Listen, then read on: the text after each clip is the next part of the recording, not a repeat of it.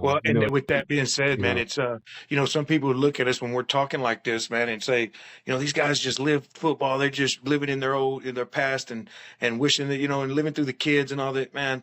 They don't really know what this is about then, right? Because these kids want yeah, to win more than we do. These absolutely. parents want to win more than we do. So well, up here in North Texas football, Dallas Fort Worth Yeah, area, it's a yeah, job, right? And it's almost like you're getting paid to do it when you're not, because if you're not doing what you're supposed to, either the kids just leave on you, or the parents, trade you in for another coach, or, they'll find a way to get you out of the way. Like these, it gets dirty in politics, right? And I'll speak for a lot of coaches that, it sucks, that part of it all, dealing with that side of it all. But I will say a lot of coaches that I've crossed paths with during this journey, man, at least 75, 80%, which is a lot.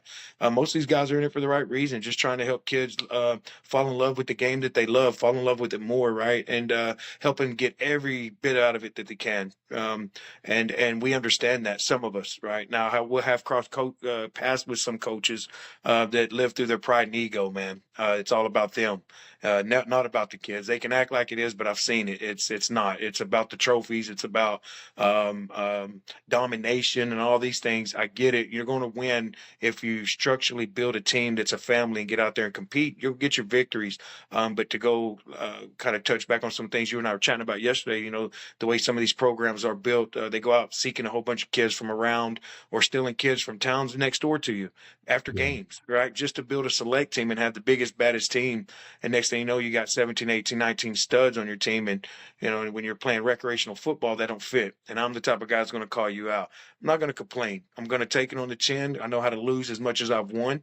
But yeah, at the same time, I'll be the one to call you out, because that's not coaching football. You're just coaching talent.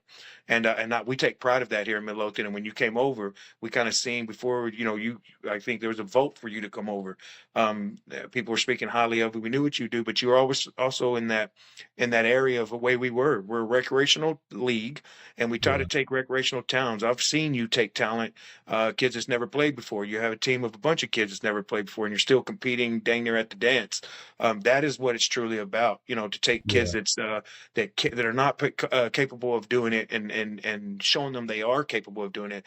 It just sucks sometimes you run into those teams that are, it's about the coach's pride and ego, and they're stacked up over there. And really, a select team that should be playing in select ball. And this has been happening. It's not just even currently. I've seen it too much, right? But we accept those too.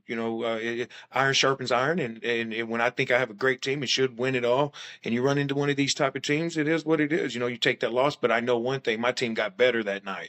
Theirs didn't, right? So we take pride in that here in Midlothian when it comes down to it, and the way we develop our kids. And you're right, the way we rip them down and love them right back up, man, to build confidence in them. I think for us, that's one thing about all of our coaches here in Midlothian is we take pride on that. You might take a kid that's got hair all over his eyes and don't want to talk to nobody, and at the end of the school year, he's walking around with a little swag, his hair's cut, he's got a fade, and I'm going, there it is. He buys into the culture, and I think it helps change some of these young men and young women, and builds that confidence where they were lacking it in other areas. And I was just talking to another coach of mine earlier today, Ben, and he was mentioning about our sons, and we're just talking about life. And I was like, it's crazy that sometimes some of this sports is what helps change kids. It gives them a why. A why is very important for these young people. And when they're playing sports, could be basketball, football, anything, it truly helps them with their grades, the way they act, and all, because they don't want to lose it.